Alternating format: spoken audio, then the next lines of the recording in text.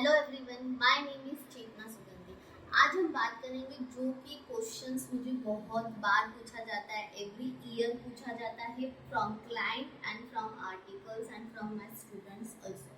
सो ये क्वेश्चन क्या है कि टैक्स ऑडिट की लिमिट क्या है एंड कौन से केस में टैक्स ऑडिट करना चाहिए, कौन से केस में हम टैक्स ऑडिट नहीं कर सकते हैं, ये 44AD के टैक्स ऑडिट क्या होते हैं, नॉर्मल ऑडिट का लिमिट क्या होता है। तो आज हम इसी क्वेश्चंस का आंसर करेंगे।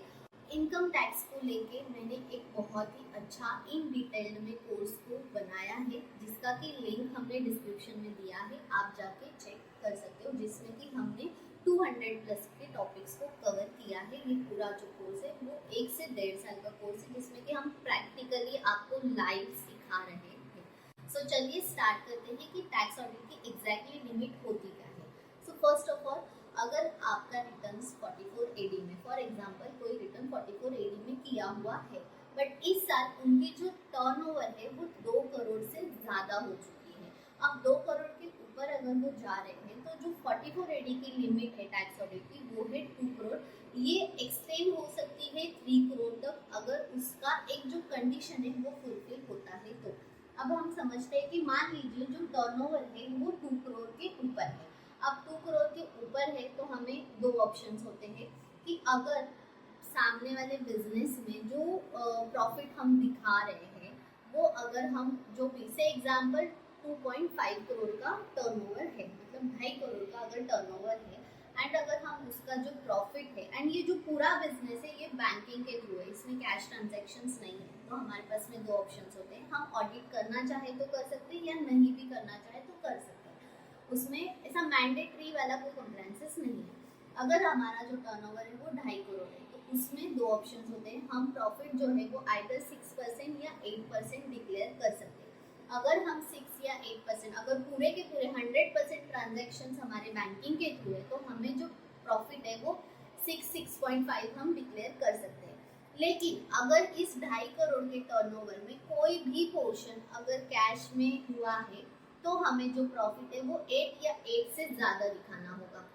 अगर हम 6% या 8% कोई भी प्रॉफिट डिक्लेयर करते हैं तो हमें, भले ही हमारा जो टर्नओवर है वो 2.5 करोड़ का है, हमें उसमें ऑडिट करने की ज़रूरत नहीं है। बस हमें ITR 3 को फाइल करना पड़ेगा, क्योंकि हमारा जो टर्नओवर का लिमिट है वो 2 करोड़ से एक्सीड हो रहा है। अगर 2 करोड़ से एक्सीड हो रहा है और ये जो लिमिट है ये 44AD के बिजनेस रिटर्न्स का है, अगर उनका बिलो 2 CR होता तो हम ITR 4 कर सकते थे, बट क्योंकि जो टर्नओवर है वो 2 से ज़्यादा है, इसलिए हमें ITR 3 फाइल करना पड़ेगा इन नो अकाउंट बुक्स मेंटेन में, मतलब no books of account maintain के केस में हम इसे रिटर्न फाइल कर सकते हैं।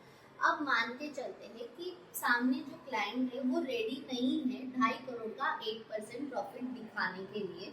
अब ऐसे केस में हमें क्या करना चाहिए? अब अगर वो नहीं रेडी है एंड उन्हें टैक्स ज़्यादा भरने आ रहा है तो हम जो प्रॉफिट है वो कम दिखा सकते हैं, 4 या 5% या 3%, बट उस केस में हमें टैक्स ऑडिट करना पड़ेगा, क्योंकि हम जो थ्रेशोल्ड लिमिट है या फिर जो प्रिस्क्राइब्ड हमें परसेंटेज प्रॉफिट, इतना तो आपको दिखाना पड़ेगा, गवर्नमेंट ये बोलती है। बट अगर हम वो भी नहीं दिखाना चाहते, हम अगर उससे कम अगर आपको प्रॉफिट दिखाना है तो आपको ऑडिट करना पड़ेगा, या अगर आपको लॉस भी दिखाना है तो भी आपको ऑडिट करना पड़ेगा। अब ये जो केस थी ये थी 44AD के टर्नओवर की। ऐसे ही होता है 44ADA में, जिसका की जो लिमिट है टैक्स ऑडिट का वो है 50 लाख रुपीज। अगर उसके ऊपर जाता है एंड आप जो प्रॉफिट है वो 50% या उससे कम दिखाते हो, या 50% से अगर आप ज़्यादा दिखाओगे तो आपको ऑडिट करने की ज़रूरत नहीं है। लेकिन अगर आप 50% से कम दिखाते हो, 44ADA मीन्स प्रोफेशनल सर्विसेज आ जाती है, अगर आप उससे कम दिखा रहे हो तो आपको ऑडिट करना पड़ेगा। अगर आपका टर्नओवर 50 लाख एंड अबाउ है तो आपको ऑडिट करना है। अगर आपका अबाउ है बट अगर आप 50% या उससे ज़्यादा आप प्रॉफिट दिखा रहे हो तो आपको ऑडिट करने की ज़रूरत नहीं है। लेकिन अगर आप प्रॉफिट कम दिखा रहे हो तो आपको ऑडिट करना पड़ेगा। तो ये केस हो गया 44AD एंड 44AD का। अब दूसरा हम एक और लिमिट देखते हैं कि इन जनरल जो टैक्स ऑडिट की लिमिट है वो है 10 करोड़, जहाँ पे रिटर्न्स आपके क्लाइंट ने प्रीवियस ईयर या उसके पहले कभी 44AD में नहीं किए थे, तो उनके लिए जो लिमिट है वो है 10 करोड़।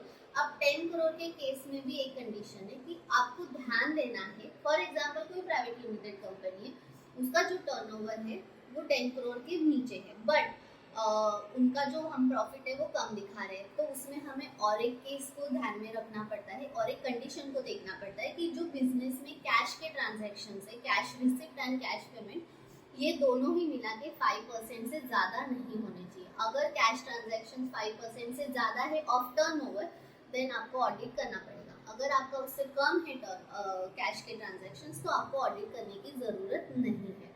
तो इस तरह से जो असेसमेंट ईयर 24-25 के टैक्स ऑडिट अभी फाइल हो रहे हैं, जिसकी ड्यू डेट 30 सितंबर है, उसमें आपको ये लिमिट एप्लीकेबल है। इफ आप 44 एडी के केस में हो तो आपको 2 करोड़ का लिमिट है, बाकी अदर देन 44 एडी आपके लिए 10 करोड़ का लिमिट है। बट आपको दोनों ही केस में ध्यान देना है, आइदर आपको प्रॉफिट 6 या 8% दिखाना है, या फिर आपको अगर प्रोफेशनल्स हो तो 50% या उससे ज़्यादा दिखाना है। एंड सेकेंड कंडीशंस कि आपके जो कैश के ट्रांजैक्शन है वो 5% से कम होने चाहिए, उससे ज़्यादा है तो आपको ऑडिट तो करना पड़ेगा।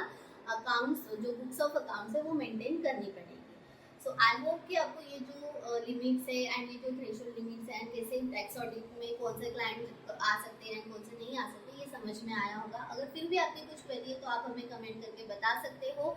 और भी ऐसे डिटेल्ड इंफॉर्मेशन के लिए एंड काम कैसे होता है, आईटी रिटर्न्स कैसे फाइल होते हैं, रिपोर्ट्स कैसे बनते हैं, इसके ऊपर हमने डिटेल में कोर्स बनाया है, जो कि मैंने इस वीडियो के स्टार्टिंग में भी बताया था।